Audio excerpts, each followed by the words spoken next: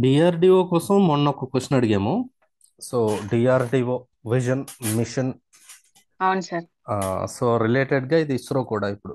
So మనం అటువంటి centres అన్నిటికి కూడా చేసుకోవాలి అనుకున్నాం కదా. సో అందుకోసం write a brief account of the history of ISRO. First part, name any three centres and their location. Second part, add a note about the Mangalyaan or Chandrayaan. అంటే రెండు యాడ్ చేస్తే మనకి స్పేస్ ఎక్కువ అవుతుంది కాబట్టి ఏదో ఒకటి అడిగాడు. సో ఆ, ఇదంతా కలిపితే ఒక క్వశ్చన్.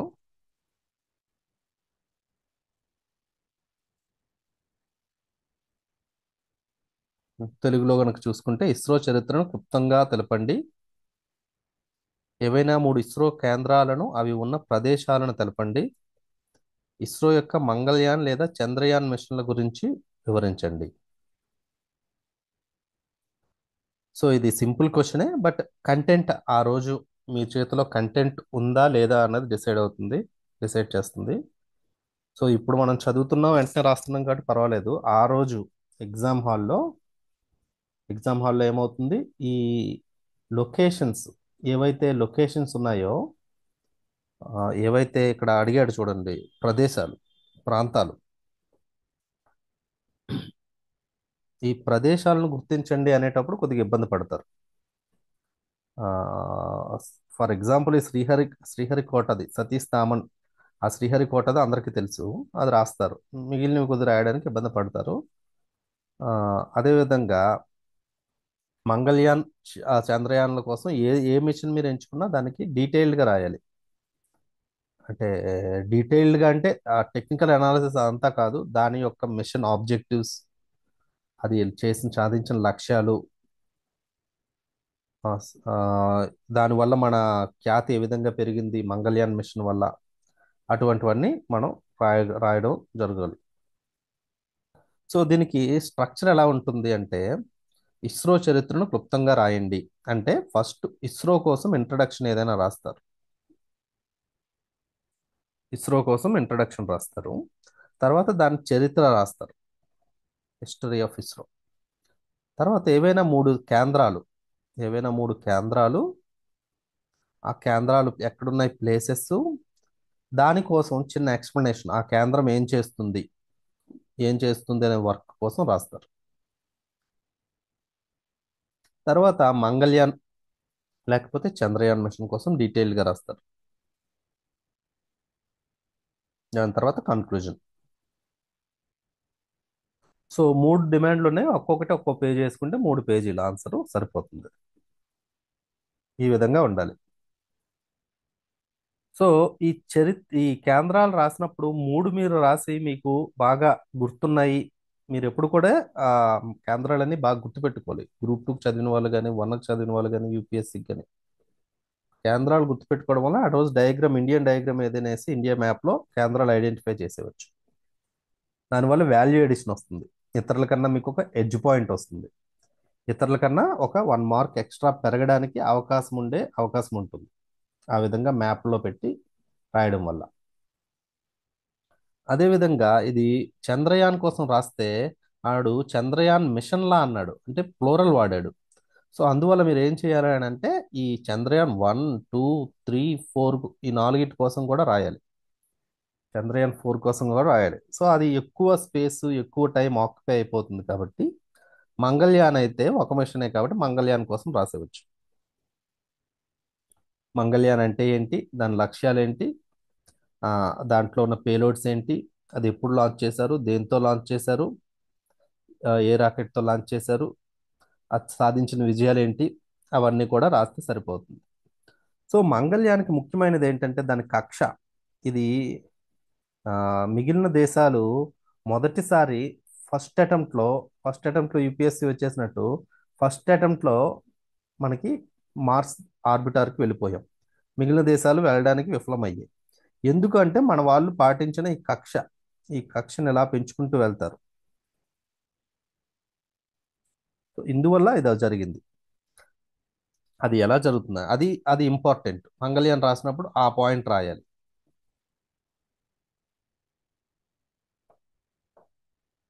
సో ఫర్ ఎగ్జాంపుల్ ఇది భూమి, ఇది మార్స్. సో మిగిలిన వాళ్ళందరూ ఏం చేశారంటే, ఈ ఇస్రో వాళ్ళు కానీ ఎవరైనా ఇక్కడ నుండి రాకెట్ లాంచ్ చేశారు. ఈ రాకెట్ ఈ క్రూజ్ చేసుకుంటూ, ఈ ప్రయాణం చేసుకుంటూ చేసుకుంటూ ఇంత దూరం వెళ్ళి మార్స్కి వెళ్తుంది. మార్స్కి వెళ్తే దీనికి ఏమి జరుగుతుంది? ఇంత దూరం ప్రయాణించాలి అని అంటే ఫ్యూయల్ అనేది చాలా ఎక్కువగా ఉండాలి. ఇంజిన్స్ అనేవి చాలా సెన్సిటివ్గా ఉండాలి. ఏ చిన్న ఇంజిన్ అంటే డిఫరెంట్ ఇంజిన్స్ వాడుతూ ఉంటారు ప్రయాణ మార్గంలో. ఫస్ట్ ఇక్కడ ఇంజిన్ 1, ఇంజిన్ 2, ఇంజిన్ 3 అలా ఆన్ చేస్తూ ఉంటారు. సో మధ్యలో ఏ ఇంజిన్ ఫెయిల్ అయినా కూడా మనకి ఆ ట్రావెల్ అనేది ఆగిపోతుంది. ఎందుకంటే ఇది ఏదో హైదరాబాద్ విశాఖపట్నం కాదు కదా, ఇండియా నుండి మార్స్, ఎర్త్ నుండి మార్స్ వరకు. సో అది అందువల్ల వాళ్ళకి ఛాలెంజింగ్ అయ్యి చాలా మంది ఫస్ట్ అటెంప్ట్ లో ఫెయిల్ అయిపోయారు. ఇండియా, రష్యా, యూరోపియన్ యూనియన్ కూడా. ఇండియా కాదు, సారీ, యుఎస్. సో దీన్ని అధిగమించడానికి ఇండియన్ సైంటిస్టులు ఏం చేశారంటే ఇది భూమి, ఇది మార్సు.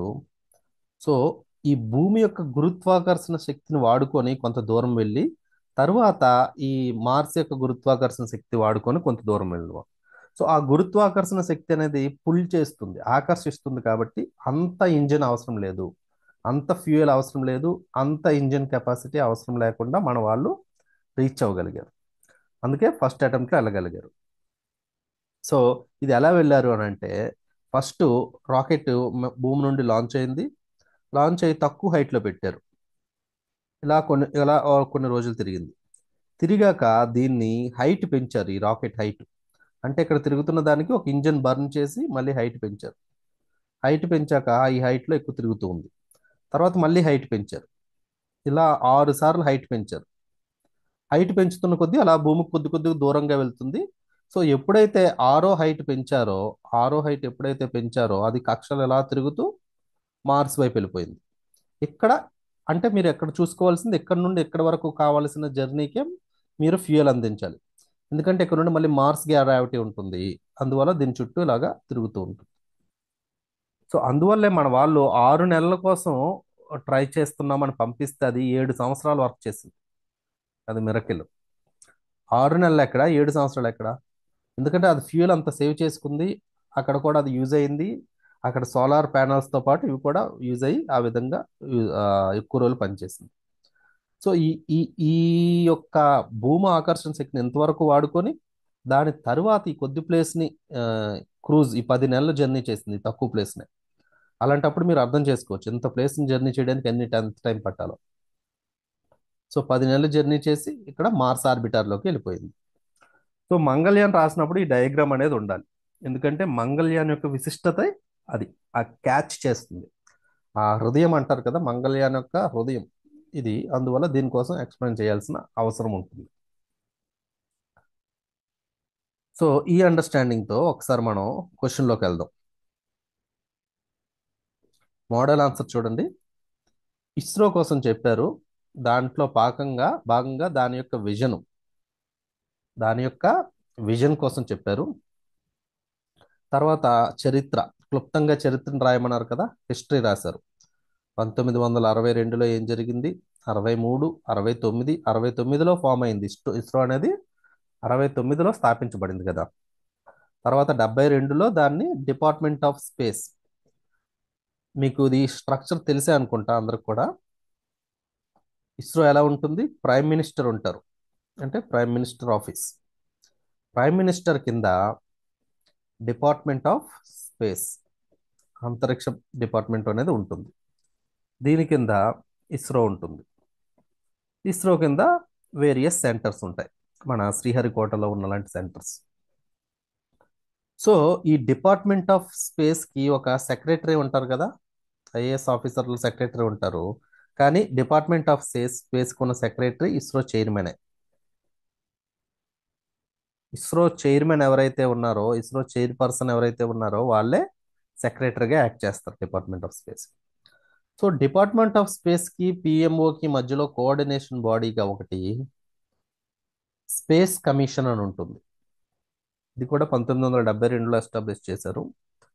స్పేస్ కమిషన్ ఏం చేస్తుందంటే ఈ ఇస్రో యొక్క కార్యక్రమాలన్నీ కూడా ఓవర్వ్యూ చేస్తుంది, బడ్జెట్ వస్తుంది, బడ్జెట్ ఇవ్వాలి అని రికమెండ్ చేస్తుంది, కొత్త ప్రాజెక్టులను రికమెండ్ చేస్తుంది. ఫర్ ఎగ్జాంపుల్ గగన్యాన్ లాంటి కొత్త ప్రాజెక్ట్స్ రికమెండ్ చేసేది స్పేస్ కమిషన్.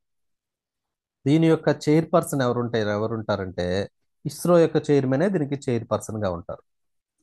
మెంబర్స్ ఎవరుంటారంటే దేశంలో ప్రఖ్యాతి చెందిన సైంటిస్టులు, ప్రఖ్యాతి చెందిన అకాడమిషియన్స్, ప్రఖ్యాతి చెందిన ఇండస్ట్రీస్ నుండి పంపించబడిన వాళ్ళ యొక్క ఇండస్ట్రీస్ తాలూకు మనుషులు, అదేవిధంగా యూనివర్సిటీస్ తాలూకు మనుషులు, ఈ విధంగా ప్రఖ్యాతి చెందిన వ్యక్తులందరూ మెంబర్స్గా ఉంటారు. అందువల్ల ఇది ఒక రిప్యూటెడ్ కమిషన్ అన్నమాట, స్పేస్ కమిషన్ అనేది. సో ఇది స్ట్రక్చరు. ఆ స్ట్రక్చర్కి అనుగుణంగానే 1972లో space commission, department of space పెట్టారు. తర్వాత మన ఫస్ట్ ర్యాకెట్ ఆర్యభట్ట. ఆర్యభట్ట మన ఫస్ట్ ర్యాకెట్, సారీ మన ఫస్ట్ శాటిలైట్ అయినా కూడా ఇది ఇండియా నుండి ప్రయోగించలేదు. ఇది మనకి రష్యా వాళ్ళ సహకారం, యుఎస్ఎస్ఆర్ సహకారంతో అప్పుడు ప్రయోగించడం జరిగింది. అదేవిధంగా 1980 రష్యా వాళ్ళ సహకారంలో రష్యా నుండి ప్రయోగించడం జరిగింది. అదేవిధంగా 1980లో రోహిణి శాటిలైట్, ఇది ఇండియా వాళ్ళే తయారు చేశారు. లాంచ్ వెహికల్ కూడా ఇండియా వాళ్ళే పంపించారు. అంటే ఇండియా సాయిల్ నుండే వెళ్ళింది, ఇండియన్ భూమి నుండి వెళ్ళింది. తర్వాత ప్రఖ్యాత మిషన్స్ 2008లో చంద్రయానం, 2013లో మంగళయానం, 2024లో స్పేస్ డాక్స్, ఆ డాకింగ్ ఎక్స్పెరిమెంట్ చేశారు కదా పోయిన సంవత్సరం. ఫ్యూచర్లో గగన్యానం. సో హిస్టరీ, మేజర్ అచీవ్మెంట్స్ రెండు కూడా ఈ విధంగా సింపుల్ డయాగ్రమెటిక్ రిప్రజెంటేషన్స్తో రాసేయడం జరిగింది. అదేవిధంగా కేంద్రాలు, వాటి యొక్క ప్రదేశాలు, లొకేషన్స్ అడిగారు కదా. సో ఒక్కొక్క కేంద్రం రాస్తాము. విక్రమ్ సారాభాయ్ స్పేస్ సెంటర్ రాసాము, తిరువనంతపురంలో, కేరళలో ఉంది. అక్కడ ఏం చేస్తారంటే ఈ లాంచ్ వెహికల్స్ తయారు చేయడము, స్పేస్ టెక్నాలజీ తయారు చేయడం అని. సో ఆ విధంగా ఇంపార్టెంట్ సెంటర్స్ మీరు పెట్టాలండి. మీరు గుర్తొచ్చిన సెంటర్స్ మీ ఇంటి పక్కన ఉన్న సెంటర్స్ రాసేయకూడదు. ఇంపార్టెంట్ సెంటర్ విక్రమ్ సారాభాయ్, తర్వాత యుఆర్ రావు శాటిలైట్ సెంటర్. మీరు మీరు ఆ, ఇస్రో శ్రీహరికోటని అవాయిడ్ చేయడం బెటర్. ఎందుకంటే అందరూ కూడా రాస్తారు, తెలుగు వాళ్ళందరూ కూడా ఆల్మోస్ట్ అదే రాసేస్తారు కాబట్టి దాని బదులు వేరేది రాస్తే ఇంకా మంచిగా ఉంటుంది. సో అప్లికేషన్ సెంటర్ అహ్మదాబాద్లో ఉంది. అదేవిధంగా హైదరాబాద్లో ఉన్న నేషనల్ రిమోట్ సెన్సింగ్ సెంటర్, ఇది నాలుగోది రాయవసరం లేదు, కాకపోతే ఒకటి అడిషనల్గా కూడా ఉంటుంది అని చెప్పి మోడల్ ఆన్సర్లో పెట్టడం జరిగింది. మూడు రాస్తే సరిపోతుంది, వాడు మూడు అడిగాడు కాబట్టి. కాకపోతే ఇటువంటి డయాగ్రామ్ మీరు వేస్తే దీనివల్ల మీకు ఎడ్జ్ వస్తుంది, ఇతరుల కన్నా మీకు 0.5 మార్క్స్ పెరిగే అవకాశం ఉంటుంది. ఈ డయాగ్రామ్లో డెహ్రాడూన్, షిల్లాంగ్, భోపాల్, శ్రీహరికోట, తిరుపతి, మహేంద్రగిరి, తిరువనంతపురం, బెంగళూరు, హసన్, హైదరాబాద్, ఇది చాలా ఈజీ డయాగ్రామ్ అండి. అందువల్ల మీకు చాలా మంచి మార్కులు ఫిట్ అయ్యే అవకాశం ఉంది. దానికి ప్రాపర్ లేబులింగ్ కూడా ఇచ్చాం చూడండి. ఇండియా మ్యాప్ షోయింగ్, ఇండియా మ్యాప్లో మేము అన్ని చూపెడుతున్నాము ఇస్రో సెంటర్స్ అని చెప్పి పేరు కూడా ఇచ్చేసారు. సో తర్వాత థర్డ్ పార్ట్ మంగళయాన్ కోసం కానీ చంద్రయాన్ కోసం కానీ రాయండి అన్నారు. సో మంగళయాన్ అంటే ఎంఓఎం మిషన్ కోసం రాసాము. అది ఏ ఇయర్, ఏ సంవత్సరం, ఏ లాంచ్ వెహికల్, దాంట్లో ఎటువంటి పేలోడ్స్ ఉన్నాయి, అన్ని పేలోడ్స్ రాసే అవసరం లేదండి. మీరు ఏదో బట్టి పట్టి పెట్టాల్సిన అవసరం లేదు. But important payloads, methane sensor, Mars colour camera, అటువంటి ఇంపార్టెంట్ టూల్స్ పేలోడ్స్ రాస్తే సరిపోతుంది. ఇది సాధించిన విజయాలేంటి, ఇది 6 నెలలకు పెడితే 7 సంవత్సరాలకు వెళ్ళిపోయింది. ఈ ఆర్బిటల్ పాత్ ఇందాక ఎక్స్ప్లెయిన్ చేశాను కదా, దానికోసం డయాగ్రామ్ వేయాలి. ఈ డయాగ్రామ్ వేసిన వాళ్ళకి కొద్దిగా ఎడ్జ్ వస్తుంది మిగిలిన వాళ్ళకన్నా. ఎందుకంటే ఈ మంగళయాన్ యొక్క విశిష్టత దాంట్లోనే దాగి ఉంది. ఆ గ్రావిటీని వాడుకొని గ్రావిటీని వాడుకొని భూ ఆకర్షణ, మార్స్ ఆకర్షణ శక్తిని వాడుకొని ప్రయాణం చేసి కాస్ట్ ఎఫెక్టివ్గా 450 కోట్లకే, అంటే ఒక హాలీవుడ్ సినిమా బడ్జెట్తో మార్స్ మీదకి పంపించారు మన వాళ్ళు. So final కన్క్లూజను, ISRO established credentials, ఇది మీరు ఇస్రో కోసం కొద్దిగా గొప్పగా రాయాలి. అది కామన్ గుడ్, అందరి శ్రేయస్ కోసం పనిచేస్తుంది అని. ఇస్రో అంతరిక్ష పరిశోధనలో భారతదేశాన్ని ప్రపంచ స్థాయిలో విశిష్టమైన గుర్తింపు అందించింది. శాంతియుత అంతరిక్ష వినియోగం ద్వారా సమాజ హితానికి శాస్త్ర సాంకేతికతను వినియోగించే దిశగా ముందుకు సాగుతుంది అన్నది మీరు రాసేస్తే సరిపోతుంది.